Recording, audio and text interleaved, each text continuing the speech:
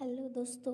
आज हम जानने वाले हैं सबसे इम्पोर्टेंट और महत्वपूर्ण करैक्टर के बारे में जो हमारे चहेते हैं। ठीक है, और वो कौन है आप समझ पा रहे होंगे। आज हम बताने वाले हैं महात्मा गांधी जी के बारे में, उनकी जीवनी कैसी रही, उनकी बचपन से लेकर सत्याग्रह आंदोलन तक उनकी सफ़र कैसे रही, यानी कि उनकी आखिरी सांसें तक उनकी सफ़र कैसे रही। आज हम इस कहानी के माध्यम से समझेंगे, तो इससे आपको बहुत ज़्यादा बेनिफिट मिलने वाले हैं। जितने भी आपका जीके से संबंधित सारे क्वेश्चन इसमें आ जाएंगे। ओके, तो हम सबको मालूम है कि महात्मा गांधी जी का जन्म जो है वो 2 अक्टूबर, ठीक है, 2 अक्टूबर 1869 को होती है। ठीक है, मतलब 69 को होती है। और ये गुजरात के, ठीक है, ये गुजरात के पोरबंदर यानी कठियावाड़ा एजेंसी में होता है, जो अभी गुजरात में है। ओके, और मैं बता दूं उनकी जीवनी के बारे में। सबसे पहले जैसे इन्होंने क्या क्या कार्य किया था, तो बता दें यहाँ पर स्वतंत्र आंदोलन में सबसे महत्वपूर्ण भूमिका इन्हीं का था। किनका? महात्मा गांधी जी का। ठीक है, तो मैं बता दूं यहाँ पर जो महात्मा गांधी जी हैं, यानी गांधी के नाम से मशहूर मोहनदास करमचंद गांधी भारतीय स्वतंत्र आंदोलन के एक प्रमुख राजनीतिक नेता थे। मैं बता दूं यहाँ पर मतलब कि मोहनदास करमचंद गांधी जो है ये गांधी जी का, महात्मा गांधी जी का पूरा नाम है। ठीक है, और ये स्वतंत्र आंदोलन में यानी भारतीय स्वतंत्र आंदोलन में प्रमुख नेता भी थे। जैसे सत्याग्रह और अहिंसा के सिद्धांतों पर चलकर उन्होंने भारत को आज़ादी दिलाने में बहुत ज़्यादा महत्वपूर्ण भूमिका जो है वो निभाई है। उनके इन सिद्धांतों ने पूरी दुनिया में लोगों को नागरिक अधिकारों एवं स्वतंत्रता आंदोलन के लिए प्रेरित भी किया। ठीक है, फिर उसके बाद यहाँ पर फिर आगे चलकर क्या होता है इसको देखेंगे। जैसे कि उनके इन सिद्धांतों ने पूरी दुनिया में लोगों को नागरिक अधिकारों एवं स्वतंत्र आंदोलन के लिए प्रेरित भी किए। साथ ही साथ उन्होंने भारत का मतलब उन्हें भारत के राष्ट्रपिता भी क्या मतलब कहलाने लगे। ठीक है, मतलब कहा जाने लगे। और मैं बता दूं उसके साथ में सुभाष चंद्र बोस ने 1944 ईस्वी में रंगून रेडियो से गांधी जी के नाम जारी प्रसारण में उन्हें राष्ट्रपिता कहकर संबोधित किया था। तो आपसे यहाँ पर पूछा जा सकता है राष्ट्रपिता को सबसे पहले किसने कहा था, तो सुभाष चंद्र बोस ने 1944 ईस्वी को कहा था। ठीक है, आप आगे की कहानी जानते हैं। तो यहाँ पर हम कहानी क्या देखेंगे कि महात्मा गांधी सचमुच मानव जाति की एक मिसाल ही तो है। ठीक है, उन्होंने हर परिस्थिति में अहिंसा और सत्य का पालन किया और लोगों से भी इनका पालन करने के लिए प्रेरित भी किया। मतलब उन्होंने कहा कि खून खराबा से ऐसा कुछ नहीं हो सकता। अगर हम खून खराबा करेंगे तो खून के बदले खून मिलेंगे, तो आज़ादी कहाँ, वो तो और भड़क जाएंगे, यानी कि शांति तो नहीं होंगे। इसीलिए महात्मा गांधी ने शांतिपूर्वक अपना काम निपटा लिया और देश को आज़ादी देने में महत्वपूर्ण भूमिका निभाई। फिर उन्होंने अपना जीवन सदाचार में गुजारा। ठीक है, वह सदैव परंपरागत भारतीय पोशाक धोती हम कह सकते, मतलब वो हमेशा भारत का ही क्या करते थे, पोशाक को ग्रहण करते थे। जैसे धोती या सूत से बनी शाल पहनते थे। सदैव शाकाहारी भोजन ही खाने वाले इस महापुरुष ने तो आत्मशुद्धि के लिए कई बार लंबे उपवास भी रखे। तो बात को समझने का प्रयास कीजिए। यहाँ पर कहानी के माध्यम से हमें क्या पता चल रहा है, गांधी जी जो थे वो सदैव क्या करते थे, भारतीय पोशाक ही पहनते थे और शाकाहारी भोजन ही अपना ग्रहण करते थे। साथ ही साथ कभी कभी तो ये क्या करते थे, लंबे समय तक उपवास भी रखते थे। तो आइए आगे की कहानी फिर समझते हैं। तो यहाँ पर बात करते हैं सन 1915 में भारत वापस आने से पहले गांधी ने क्या किया। ठीक है, यानी कि गांधी जी जब वो बाहर मतलब विदेश गए हुए थे, तो वो आए थे विदेश से 1915 में। ठीक है, और यह एक प्रवासी वकील के रूप में दक्षिण अफ्रीका में भारतीय समुदाय के लोगों के नागरिक अधिकारों के लिए संघर्ष भी किए थे। भारत आकर उन्होंने समूची देश का भ्रमण किया और किसानों, मजदूरों, श्रमिकों को भारी भूमि कर और भेदभाव के विरुद्ध संघर्ष करने के लिए एकजुट किया। यानी अब वो वहाँ से आए तो रुके नहीं, ठीक है। फिर क्या किया, हमारे भारत के अंदर चारों तरफ घूमकर उन्होंने किसान और मजदूर श्रमिकों को भूमि कर और भेदभाव के विरुद्ध संघर्ष करने के लिए भी एकजुट किए, ठीक है। इतना ज़्यादा महत्वपूर्ण भूमिका था इनका। फिर सन जो है 1921 में, ठीक है, 1915 में तो मतलब कि दक्षिण अफ्रीका से भारत आए, और 1921 में हुआ क्या कि सन 1921 में उन्होंने भारतीय राष्ट्रीय कांग्रेस की बागडोर संभाली। तो यहाँ पर देखिए, ये आए थे 1915 में, इसके जस्ट जो है कह सकते हो तो 1921 में ये भारतीय राष्ट्रीय कांग्रेस की मतलब कि बागडोर की संभाली, और अपने कार्य से देश की राजनीतिक, सामाजिक और आर्थिक परिदृश्य को प्रभावित भी किए। उन्होंने सन 1930 में नमक सत्याग्रह, इसके बाद 1942 में भारत छोड़ो आंदोलन से खासी प्रसिद्धि प्राप्ति की, मतलब प्रसिद्धि प्राप्त की, यानी फेमस हो गए। फिर भारत के स्वतंत्रता संग्राम के दौरान कई मौक़ों पर गांधी जी कई वर्षों तक उन्हें जेल में भी जाना पड़ा, यानी रहना पड़ा, ठीक है। अब चलिए शुरुआत करते हैं। ये तो था उनका क्या था, एक ट्रेलर था, यानी क्या क्या होगा आगे। तो आज अभी हम समझने वाले हैं, अभी हम देखेंगे इस कहानी के माध्यम से इनकी जीवनी क्या थी। तो यहाँ पर देखिए, जैसे कि हम कह सकते हैं महात्मा गांधी जी की जीवनी कैसी थी, उनके जीवन कैसे थे, किस तरह से बीता था, उनको जानेंगे। तो बात करते हैं यहाँ पर मोहनदास करमचंद गांधी। ये तो मालूम है क्योंकि ये गांधी जी का पूरा नाम है। मोहनदास करमचंद गांधी जो है, इनका जन्म भारत के गुजरात के तटीय शहर में, यानी कि पोरबंदर में हुआ था, और इनका जन्म जो है 2 अक्टूबर सन जो 1869 को हुआ था। तो ये मतलब कि कह सकते हैं मोहनदास का जन्म जो है गुजरात के पोरबंदर नामक स्थान में हुआ था, और इनका जन्म 2 अक्टूबर 1969 को हुआ था। इसीलिए हम लोग हर एक साल 2 अक्टूबर को गांधी जयंती मनाते हैं। और उनके पिता का नाम करमचंद गांधी, जो ब्रिटिश राज के समय कठियावाड़, ठीक है, कठियावाड़ की एक छोटी सी रियासत के दीवान थे, यानी वकील थे, ठीक है। मोहनदास की माता पुतलीबाई परनामी वैश्य समुदाय के ताल्लुक रखती थी, और ये बहुत ही ज़्यादा मतलब कि अत्यधिक धार्मिक प्रवृत्ति की भी थी, जिसका प्रभाव युवा यानी मोहनदास पर पड़ा, उसका प्रभाव। और उन्होंने मूल्यों के आगे चलकर उनके जीवन में महत्वपूर्ण भूमिका भी निभाई। वह नियमित रूप से व्रत रखती थी, और परिवार में किसी के बीमार पड़ने पर उसकी सेवा शुश्रूषा में दिन रात कर देती थी, मतलब उसकी सेवा में, किसी का अगर घर में तबीयत बिगड़ जाता है तो। इस प्रकार मोहनदास ने स्वाभाविक रूप से अहिंसा, शाकाहार और कह सकते हैं आत्मशुद्धि के लिए व्रत और विभिन्न धर्मों और पंथों को मनाने वालों के बीच परस्पर सहिष्णुता को अपनाया, ठीक है। आगे चलकर होता क्या है, आप देखिए यहाँ पर सन 1883 में 13.5 साल की उम्र में, यानी 13.5 साल हो चुके थे उम्र में ही उनका विवाह हो जाती है, यानी कि इनका गांधी जी का।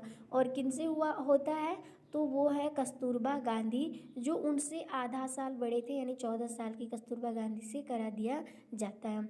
जब मोहनदास 15 वर्ष के थे तब इनका पहला संतान जन्म लिया, ठीक है। मतलब जब गांधी जी 15 साल के हुए तब उनके संतान का जन्म हुआ।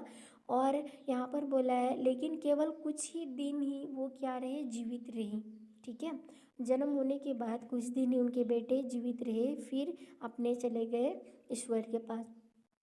और उनके पिता करमचंद गांधी भी इसी साल, यानी कि 1885 में चल बसे, मतलब उनके पिताजी 1885 में चल बसे, किनके, गांधी जी के।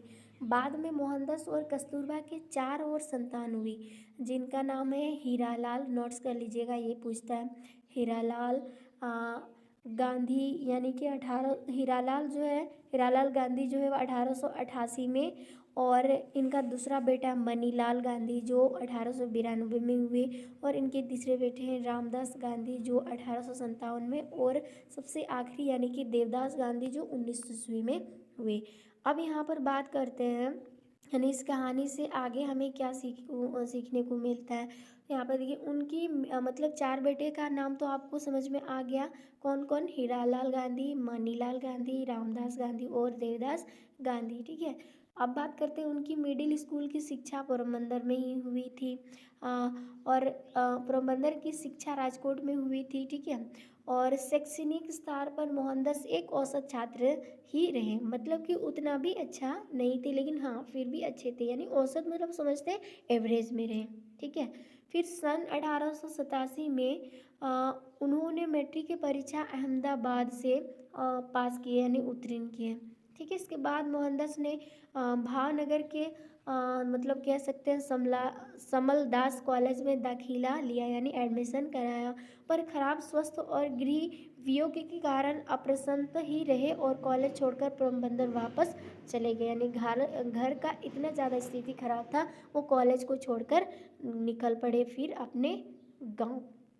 आगे देखते हैं इसका और कहानी में क्या ट्विस्ट आता है। तो विदेश में शिक्षा और वकालत, आप समझते हैं विदेश में शिक्षा और वकालत क्या होती है।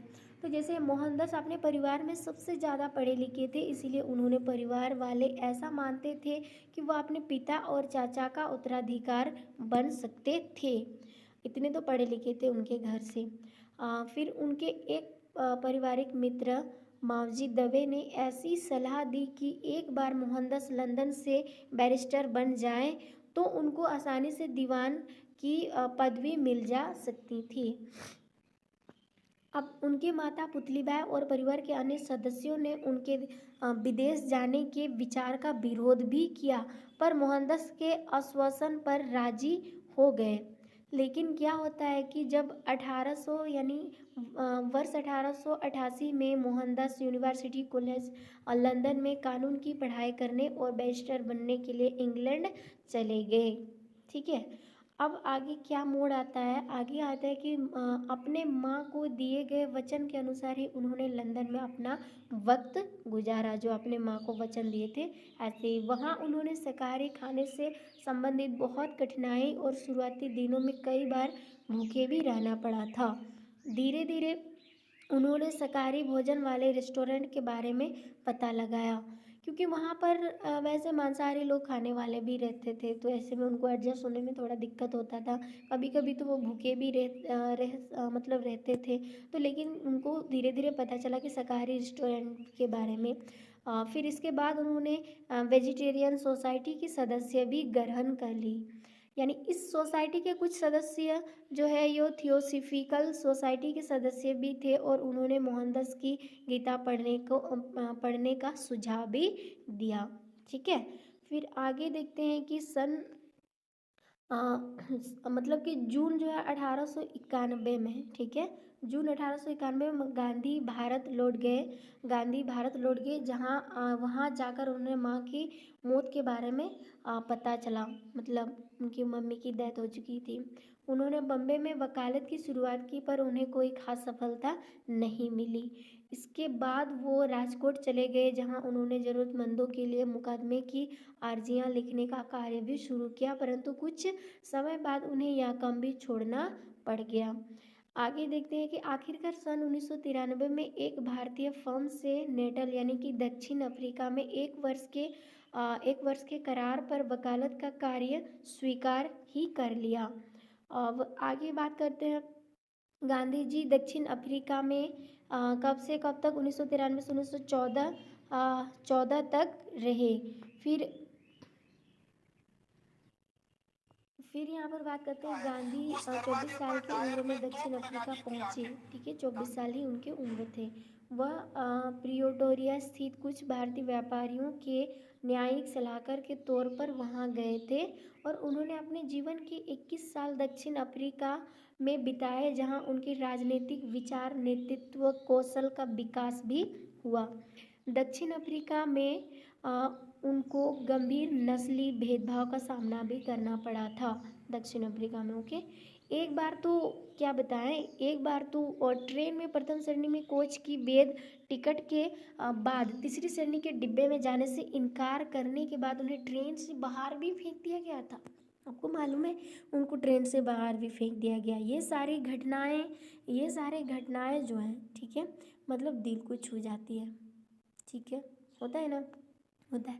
ये सारी घटनाएं उनके जीवन में महत्वपूर्ण मोड़ बन गई और मौजूदा सामाजिक और राजनीतिक अन्याय के प्रति जागरूकता के कारण बनी। आगे बात करते हैं। जैसे दक्षिण अफ्रीका में भारतीयों पर ही हो रहे अन्याय को देखते हुए उनके मन में ब्रिटिश साम्राज्य के अंतर्गत भारतीयों के सम्मान तथा स्वयं अपनी पहचान से संबंधित प्रश्न खुद ही उठाने लगे थे, ठीक है, कि ऐसा क्यों होता है, जब मेरे साथ होता है तो मतलब बहुत सारे लोगों के साथ भी होता होगा और ऐसा नहीं होना चाहिए। ये सब सवाल अब उनके मन में उठने लगे। तो दक्षिण अफ्रीका में महात्मा जी ने भारतीयों को अपने राजनीतिक और सामाजिक अधिकारों के लिए संघर्ष करने के लिए प्रेरित भी किए। फिर आगे देखते हैं कि उन्होंने भारतीयों की नागरिकता संबंधित मुद्दों को भी दक्षिण अफ्रीका सरकार के सामने उठाया और सन 1906 में कि जुलू युद्ध में, यानी 1906, इस चीज़ को याद रखना, 1906 जुलू युद्ध में भारतीयों को भर्ती करने के लिए ब्रिटिश अधिकारों को सक्रिय रूप से प्रेरित भी किए। फिर गांधी के अनुसार अपनी नागरिकता के दावों को कानून पहनने के लिए, यानी जमा पहनने के लिए भारतीयों को ब्रिटिश युद्ध प्रयासों में सहयोग देना चाहिए। फिर आते हैं हमारे, यानी कि भारतीय स्वतंत्रता संग्राम का संघर्ष कब से कब तक हुआ, तो 1916 से 1945 के बीच बात करते हैं। यहाँ पर कि वर्ष 1914 में महात्मा गांधी जो दक्षिण अफ्रीका से भारत लौट आए। आगे फिर क्या होता है, इस समय तक गांधी एक राष्ट्रवादी नेता और संयोजक के रूप में प्रतिष्ठित हो चुके थे। वह उदारवादी कांग्रेस नेता गोपाल कृष्ण गोखले के कहने पर भारत आए थे और शुरुआती दौर में गांधी के विचार बहुत हद तक जो है वो क्या था, गोखले के विचार से प्रभावित थे। मैं बात करूँगी आपसे कि महात्मा गांधी किनके शिष्य थे, किनको अपना गुरु मानते थे, तो उनके गुरु थे गोपाल कृष्ण गोखले। उनके कहने पर ही वो करते थे कुछ भी, यानी बहुत ज़्यादा प्रभाव उनका था। अब प्रारंभ में महात्मा गांधी ने देश के विभिन्न भागों का दौरा भी किया और राजनीतिक, आर्थिक और सामाजिक मुद्दों का भी समझने की प्रयास भी करें। अब आते हैं चंपारण और खेड़ा सत्याग्रह क्या है, तो बता दें बिहार के चंपारण और गुजरात के खेड़ा में हुए आंदोलन ने महात्मा गांधी जी को भारत में पहली राजनीतिक सफलता भी दिलाई। कौन कौन सा मतलब कि सत्याग्रह से, तो बता दें आपको चंपारण और खेड़ा सत्याग्रह से महात्मा गांधी की पहचान यानी सफलता और बनाए। चंपारण में ब्रिटिश जमींदार किसानों को खाद्य फसलों की बजाय नील की खेती करने के लिए मजबूर करते थे, और जहाँ नील की खेती हो जाती थी ना, एकदम वहाँ की ज़मीन बंजर बन जाती है, यानी बंजर बन जाती है और कुछ भी खेती 1 साल 2 साल तक नहीं हो पाती है। ऐसे में किसान तो मजबूरन कभी कभी आत्महत्या भी कर जाते थे। ये सब देखते देखते गांधी जी ने कहा, नहीं, ऐसे भारतीयों के साथ अन्याय नहीं करना चाहिए, हमें इसके विरोध हमें करना चाहिए, ठीक है। तो फिर खेती करने के लिए मजबूर भी करते थे और सस्ते मूल्य पर फसल भी खरीदते थे, जिससे किसानों की स्थिति बदतर से बदतर हो जाती थी। इस कारण वे अत्यधिक गरीब से घिर गए थे, गरीब तो गरीब ही रहे। फिर क्या हुआ कि एक विनाशकारी अकाल के बाद तो पूछे ही मत क्या हुआ था। अंग्रेजी सरकार ने दमनकारी कर लगा दिए। दमनकारी कर मतलब टैक्स, ठीक है, जिनका बोझ दिन प्रतिदिन क्या होता है, बढ़ते ही गया और कुल मिलाकर स्थिति इतना ज़्यादा निराशाजनक थी कि गांधी जी ने क्या किया, जमींदारों के खिलाफ विरोध प्रदर्शन और हड़तालों का नेतृत्व भी किया, जिसके बाद गरीब और किसानों की मांग को माना गया।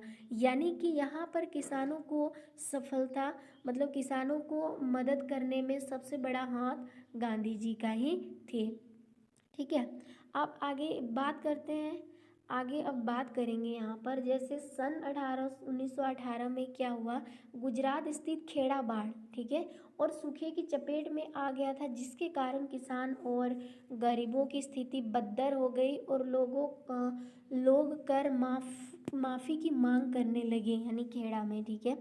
फिर होता क्या है कि खेड़ा में गांधी जी के मार्गदर्शन में सरदार पटेल ने अंग्रेजों के साथ इस समस्या पर विचार के लिए किसानों का नेतृत्व भी किया। इसके बाद अंग्रेजों ने राजस्व संग्रह से मुताबिक देकर सभी कैदियों को रिहा भी कर दिया। आगे बात करते हैं। इस प्रकार चंपारण और खेड़ा के बाद गांधी की ख्याति देश भर में फैल गई और वो स्वतंत्र आंदोलन के एक महत्वपूर्ण नेता जो बनकर उभरे। ठीक है, यहीं से इनकी सफलता की शुरुआत होती है। अब आते हैं खिलाफत आंदोलन क्या है। तो यहाँ पर समझते हैं खिलाफत आंदोलन होता है क्या है कि कांग्रेस के अंदर और मुस्लिमों के बीच अपनी लोकप्रियता बढ़ाने का मौका गांधी जी को खिलाफत आंदोलन के जरिए मिला।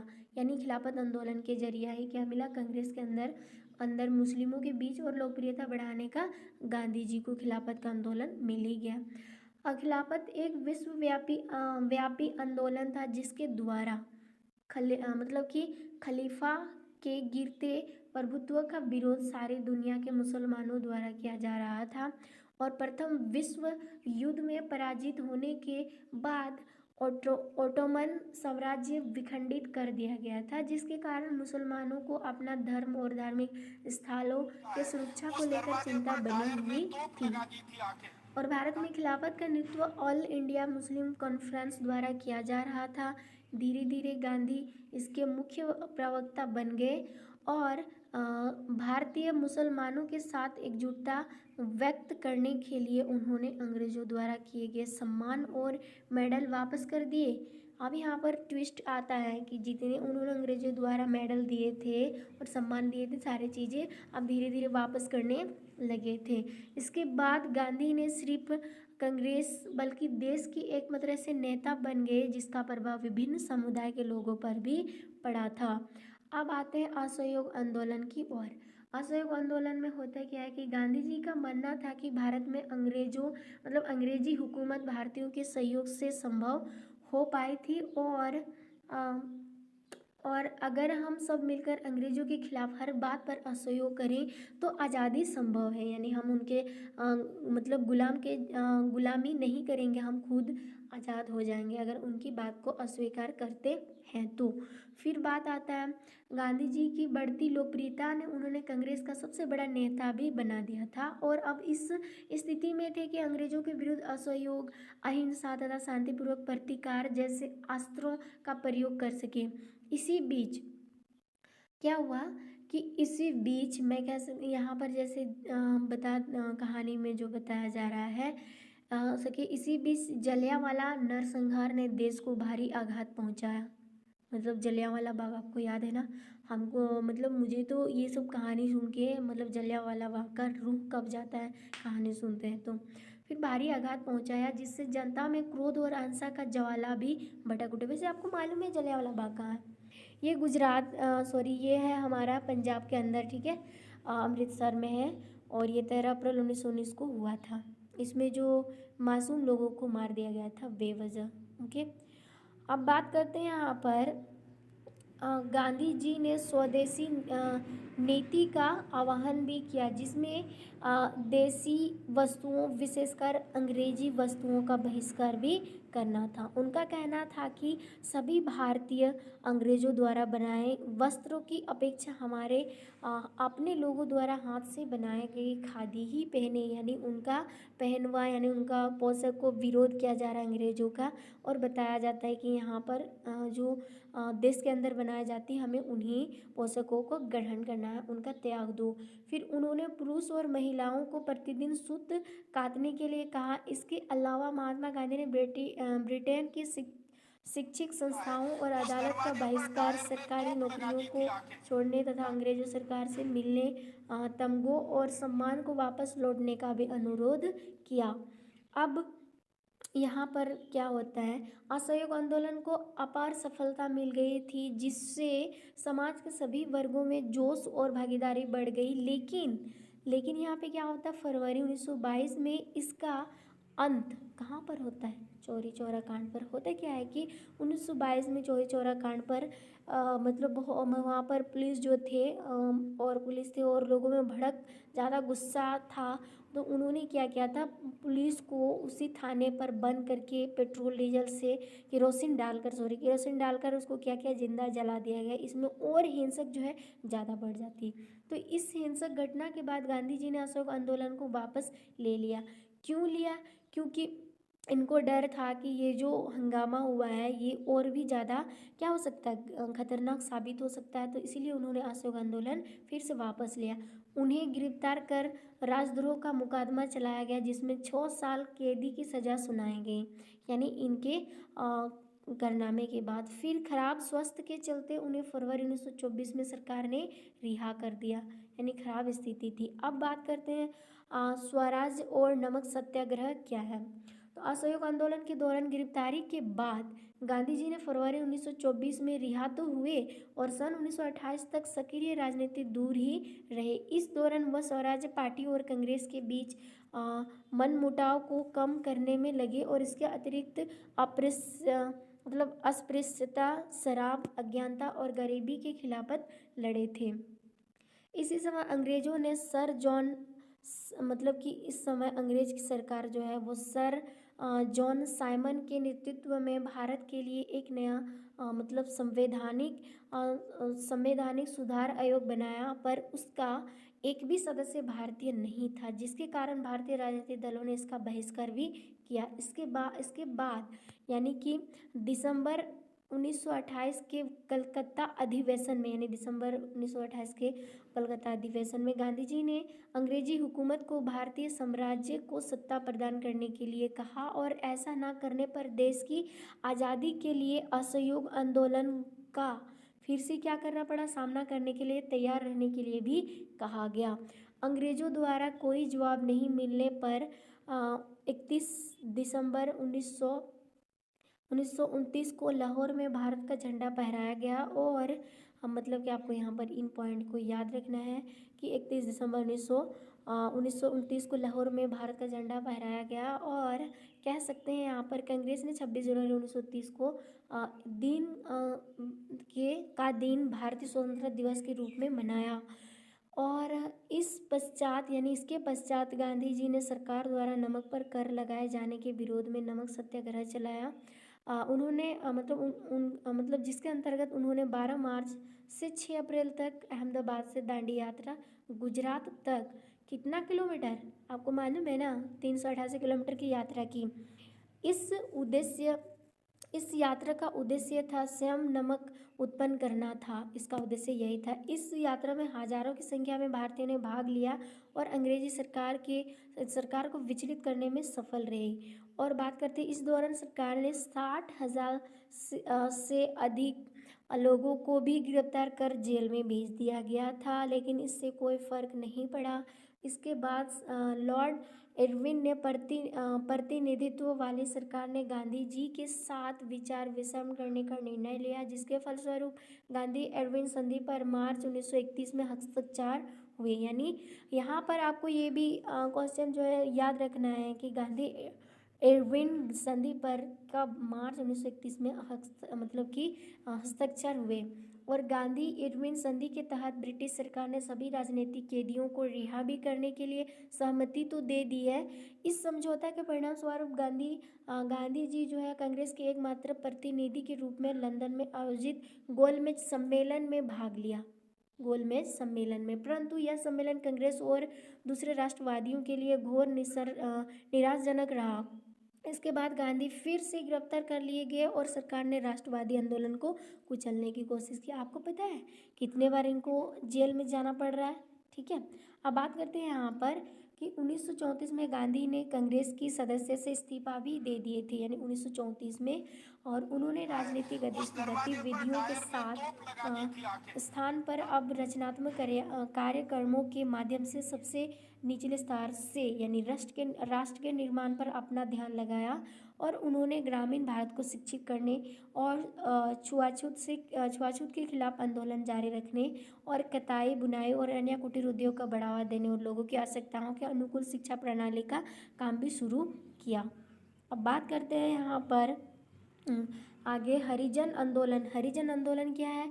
तो दलित नेता B.R. अम्बेडकर, आपको याद है संविधान के जनक B.R. अम्बेडकर, यानी दलित नेता B.R. अम्बेडकर की कोशिश के परिणाम स्वरूप अंग्रेज सरकार ने अछूतों के लिए एक नए संविधान के अंतर्गत पृथ्वी निर्वाचन मंजूर कर दिया गया। ठीक है, अब यहाँ पर बात करेंगे येरवड़ा जेल में बंद गांधी जी ने इसके विरोध में सितंबर 1932 में 6 दिन का उपवास किया और सरकार को एक समान व्यवस्था यानी पुनः पैक्ट जो है अपनाने पर मजबूर भी किए थे। पुनः पैक्ट याद रखना, ठीक है।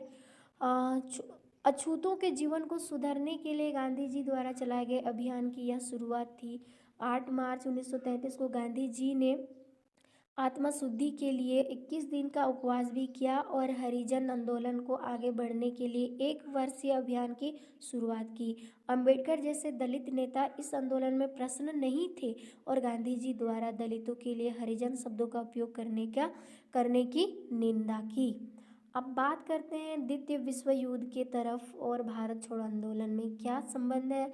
तो द्वितीय विश्व युद्ध के आरंभ में गांधी जी अंग्रेजों को अहिंसात्मक नैतिक मतलब सहयोग देने के पक्षधर थे, परंतु कांग्रेस के बहुत से नेता इस बात से नाखुश थे कि जनता के प्रतिनिधियों के परामर्श लिए बिना ही सरकार ने देश को युद्ध में झोंक दिया था। गांधी ने घोषणा की कि एक तरफ भारत को आज़ादी देने से इनकार किया जा रहा था और दूसरी तरफ लोकतांत्रिक शक्तियों की जीत के लिए भारत को युद्ध में शामिल किया जा रहा था। जैसे जैसे युद्ध बढ़ता गया गांधी जी और कांग्रेस ने भारत छोड़ो आंदोलन की मांग को तीव्रता बढ़ा दी गई। जैसे जैसे द्वितीय युद्ध बढ़ते गया वैसे वैसे गांधी जी और कांग्रेस के नेता ने भारत छोड़ो आंदोलन की मांग भी तेजी से कर दी। भारत छोड़ो स्वतंत्र आंदोलन के संघर्ष का सर्वाधिक शक्तिशाली आंदोलन बन गया, जिसमें व्यापक हिंसा और गिरफ्तारी भी बहुत ज़्यादा हुई थी।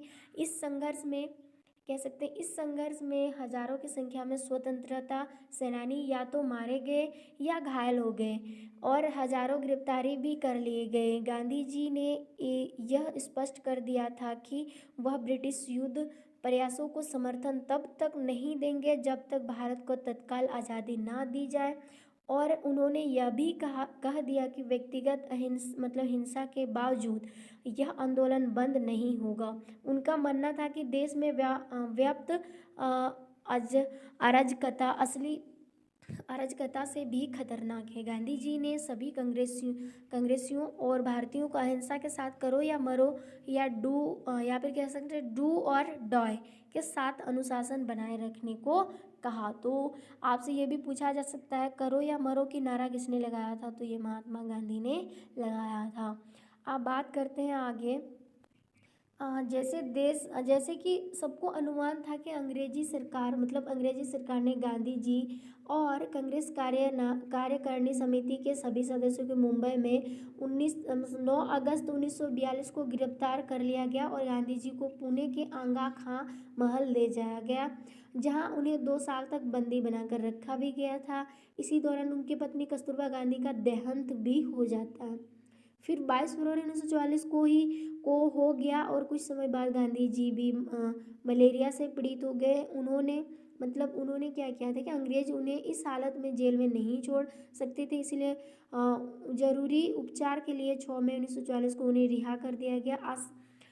आसिंग सफलता के बावजूद भारत छोड़ो आंदोलन ने भारत को संगठित कर दिया और द्वितीय विश्व युद्ध के अंत तक ब्रिटिश सरकार ने स्पष्ट संकेत दे भी दिया था कि जल्द ही सत्ता भारतीयों के हाथ सौंप दी जाएगी। गांधी जी ने भारत छोड़ो आंदोलन समाप्त कर दिया और सरकार ने लगभग 1 लाख राजनीतिक कैदियों को भी रिहा कर दिया, यानी अब उनको लगने लगा कि भारत में अब हमारा काम नहीं होगा, हमें इनको सौंप देनी चाहिए अपनी चीज़ें। ठीक है, तो अब आते हैं देश की विभाजन और आज़ादी क्या होता है। तो अब जैसे कि कह सकते हैं, पहले कहा जा चुका था कि द्वितीय विश्व युद्ध के समाप्त होते होते ब्रिटिश सरकार ने देश को आज़ाद करने का संकेत भी दिया था। भारत की आज़ादी के आंदोलन के साथ साथ जिन्ना के नेतृत्व में एक अलग मुसलमान बहुल्य देश यानी कि पाकिस्तान की भी मांग की थी, और मांग भी तीव्र हो गई। यानी जिन्ना जो है वो पाकिस्तान अपना चाहते थे और भारत से अलग होना चाहते थे, और 40 के दशक में इन ताकतों ने एक अलग राष्ट्र यानी पाकिस्तान की मांग को भी वास्तविकता में बदल दिया। यानी कि देश अब क्या होता है, बंटवारा हो रहा है। गांधी जी देश का बंटवारा नहीं चाहते थे क्योंकि यह उनके धार्मिक एकता के सिद्धांत से बिल्कुल अलग था, पर ऐसा हो ना पाया और अंग्रेज ने देश को दो टुकड़ों में बांट ही दिया। वो कौन कौन सा है, भारत और पाकिस्तान में विभाजित कर ही दिया। अब यहाँ पर बात करते हैं, अब कहानी के अंत मोड़ की ओर आ रहे हैं। अब आते हैं महात्मा गांधी की मृत्यु कैसे होती है। तो मैं बात करूँ यहाँ पर महात्मा गांधी यानी कि 23 जनवरी 1948 को राष्ट्रपिता महात्मा गांधी की दिल्ली के बिरला हाउस में, यानी दिल्ली के बिरला हाउस में शाम को 5:17 पर हत्या कर दी गई। और गांधी जी एक प्रार्थना सभा को संबोधित करने जा रहे थे जब उनके हत्यारे नाथूराम गोडसे ने उनके सीने में 3 गोलियां दाग दी। ऐसे माना जाता है कि उन्होंने लास्ट मोमेंट पर भी हे राम उनके मुख से निकले अंतिम शब्द थे। नाथूराम गोडसे और उनके सहयोगी पर मुकदमा चलाया गया और 1949 में उन्हें मौत की सज़ा भी सुनाई गई। तो गाइज़ ये कहानी आपको कैसे लगी, और अच्छा लगे तो और इस तरह की कहानी सुनने के लिए आपको मेरे चैनल को सब्सक्राइब करना है और बेल आइकन दबाकर ज़्यादा से ज़्यादा दोस्तों तक शेयर करना है। इससे आपको जितने भी एग्ज़ाम है सारी चीज़ें इससे क्लियर हो जाएंगी। थैंक